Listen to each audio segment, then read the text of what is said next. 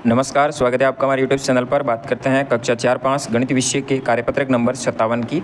57 में बार बार जोड़ने की क्रिया से संबंधित है और उसके द्वारा गुणन संक्रिया को समझ पाने से संबंधित है। तो इस पर्दे पर कुछ फूल दिए गए हैं, तो कुल फूल कितने हैं आपको पता लगाना है। यानी आप एक लाइन में 5 फूल दिए गए, टोटल 25 फूल हैं इस पर्दे पर। इसी तरह इस कैरेट में कुछ बोतलें रखी गई हैं, तो इस बोतलों की संख्या को आप गुणा करना है। तो यहाँ पे 6 गुणा 4 हो जाएगा, यानी प्रत्येक लाइन में 4 दी गई है और वो 6 गुणा है, यानी 6 लाइन है, तो 6 × 4 हो जाएगा। फिर अंडों के बारे में भी आपको इसी तरह से लिखना है।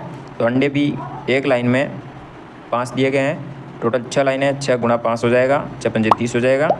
फिर आपको दूसरे प्रश्न में हल करना है। 8 है वो 3 बार आया है, तो 8 का गुणा 3 से करेंगे 24 हो जाएगा। 3 है वो 5 बार आया है, 3 का गुणा करेंगे 15 हो जाएगा। 30 से वो 3 बार आया, फिर 30 90 हो जाएगा।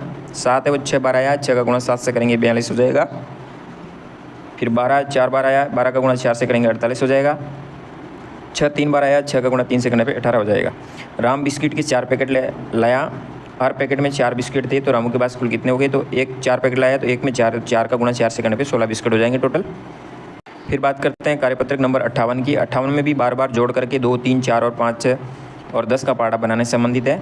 तो बार बार जोड़ने, जैसे 2 का पाड़ा बनाने के लिए 2 को 2 बार जोड़ेंगे तो 4 हो जाएंगे। फिर 3 बार 6, 4 बार 8, 5 बार जोड़ेंगे 10, 6 बार जोड़ेंगे 12, 7 बार जोड़ेंगे 14, 8 बार जोड़ेंगे 16, 9 बार जोड़ेंगे 18 और 10 बार जोड़ेंगे 20। तो इस तरह से आपको 2 + 2 + 7 8 9 10 इतनी बार जोड़ना है।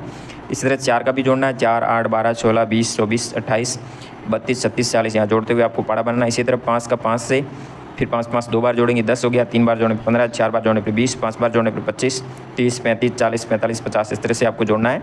10 को 2 बार जोड़ने पे 20 हो जाएगा, एक बार में 10 हो जाएगा, 3 बार में 30 हो जाएगा, 4 बार में 40 हो जाएगा। फिर 50 60 70 80 90 100 इस तरह से पाड़ा बनाना है।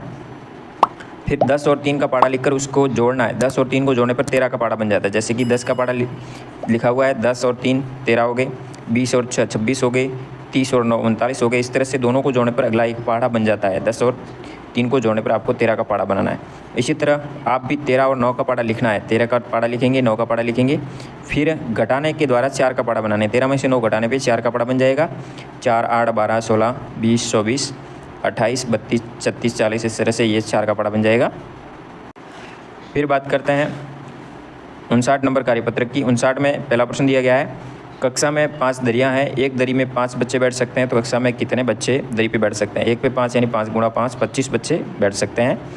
सबीना फूल के 3 गुच्छे लेकर आई, प्रत्येक गुच्छे में 4 फूल है, यानी 3 का गुणा 4 से करेंगे, टोटल 12 फूल हो जाएंगे। एक रेल के डिब्बे में 8 पहिए हैं, तो 6 डिब्बों में कितने होंगे। 8 का गुणा 6 से करेंगे 48 पहिए हो जाएंगे। एक किताब में 66 पन्ने हैं, तो 8 किताबों में 66 का 8 से गुणा करेंगे 513 पन्ने हो जाएंगे।